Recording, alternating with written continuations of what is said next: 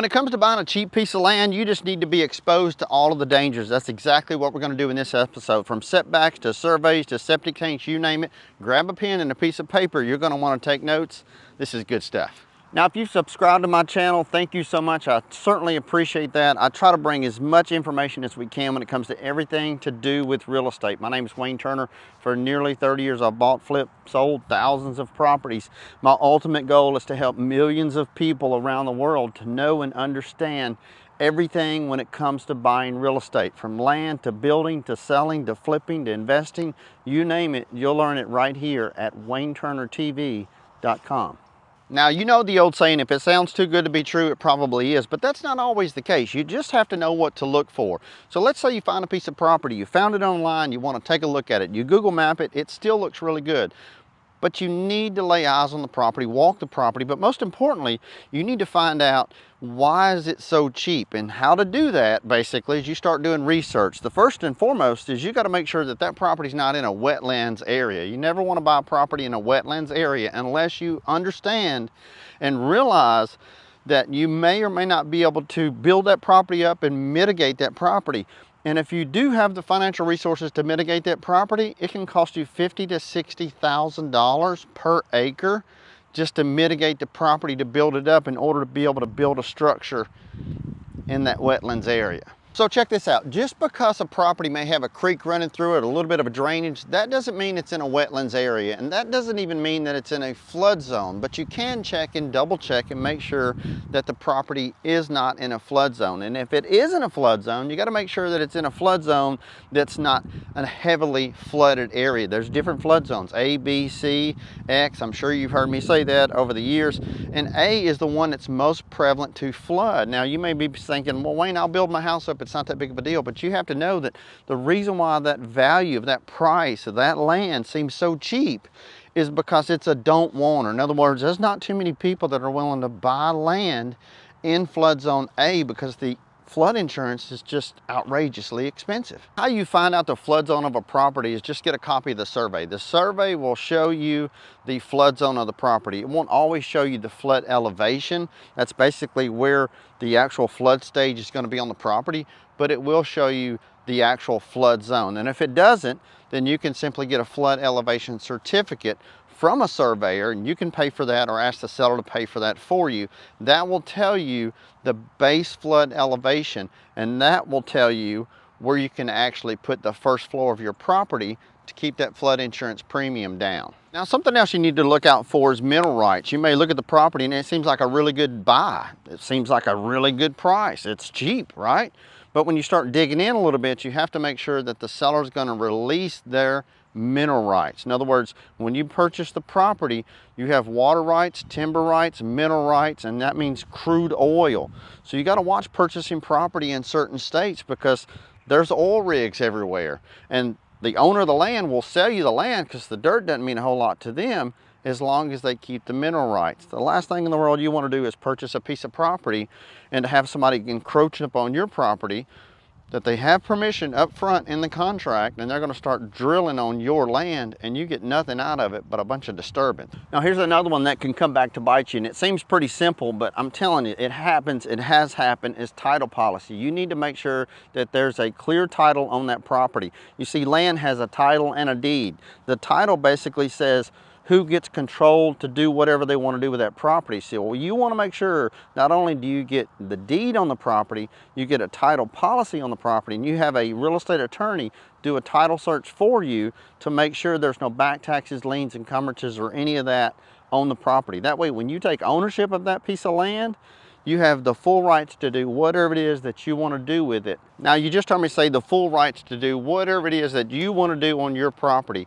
What you also have to check is the restrictive covenants and the deed restrictions. You see, you have a deed, but there also is restrictions. So it may say you can't put a single wide trailer, you can't put a double wide trailer, you can't put a 1,500 square foot home, you got to build a minimum of 2,000, you can't do 2-story. You also want to check HOA documents. If you're in a homeowners association, a lot of people are like, I don't mind living in a homeowners association. Some people say, you're not getting me back in another homeowners association. Either way, you need to check those restrictive covenants with the HOA or the deed restrictions if it's not an HOA. You just need to make sure that whatever it is that you want to do with that land, you can do it before you take ownership of that property. Because if not, you could be wasting a whole lot of money. Now, of course, you want to always walk the land, walk it with a copy of a survey. You can actually walk the land with a survey and a metal detector and try to find the pins, because on the survey, it's going to show you where the pins are that shows the meets and bounds, where the property begins and ends. Take it a step further, talk to the neighbors, ask them, what was this land used for? The last thing you want to do is to buy a piece of land only to find out it used to be a landfill. True story. So just double check and triple check and make sure that you can do what you want to do on your land. Now look, a lot of people, and you may be one of them, you want to buy and own property and it be off the grid. You have to ask yourself, are you okay living without electricity? If you want electricity, you have to ask yourself, how much is it going to cost me? And just because you're walking around on a piece of property and you see a telephone pole, that doesn't mean that you can tie into that telephone pole. That may be a private lined telephone pole that neighbor paid for to have their electricity brought to their property. You cannot tie into that telephone pole unless you get permission from that homeowner. And believe it or not, sometimes they just will flat out say, no, you're not.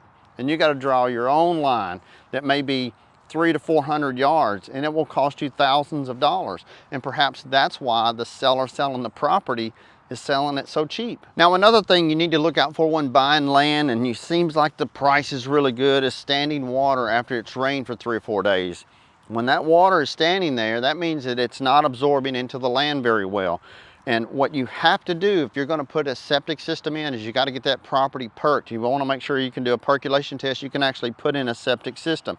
There's aeration systems, there's fill line systems, there's spray systems, there's all kinds, but you need to make sure before you're going to build a house that you got to kind of budget for all this, because it can get really expensive if that land won't perk and you have to get a special system to be able to put on that property. And oftentimes the county or the parish, they won't even let you have a special system. So if it won't perk, then the land is just kind of useless. I almost bought a piece of property one time. It was absolutely a beautiful piece of property. Come to find out, you couldn't get a perk test, you couldn't get a septic system, you couldn't do nothing. The only thing that land was good for was cutting the grass on it. Now, another one to look out for, and it seems pretty simple, is buying landlocked property and how you find out if the property's landlocked or not. And listen, landlocked quite simply means you can't access it without trespassing over onto someone else's property to get to your property. And oftentimes you'll have a 10 or 15 or 25 foot easement on the property if you don't have like a large piece of road frontage. What you have to look out for is the survey. You need to make sure that there's an actual easement, a right-of-way, if you will. And sometimes it can be 10 feet, 25 feet, 50 feet. And you may say, you know what, Wayne, that's all we need is 25 feet. We just need a driveway to get back there to the property. But here's what happens. Your government officials, your county, your parish, your city will say that you got to have at least 50 feet of road frontage. Your easement can't be 25 feet, it has to be 50 feet. Well, you just bought a piece of land that you thought you were getting a great deal on, and it was supposedly a great buy, cheap land. Well, maybe that was the reason, because the people selling you the land couldn't do what they wanted to do on it. So just double check and triple check with your local officials. Don't buy landlocked properties. I personally wouldn't. Do you?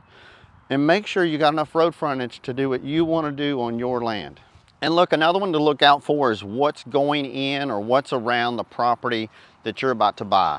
You see, if there's a meat processing plant, if there's a landfill, if there's a manufacturing facility that's loud Monday through Friday, if it backs up to a car, whatever it may be, you get what I'm saying. Just double check and triple check, because oftentimes the reason why that good buy on that land and it looks really cheap is because there's not too many people willing to purchase it to live next to the facilities that are currently there around the property, or they're about to go into the property. So always check your surroundings.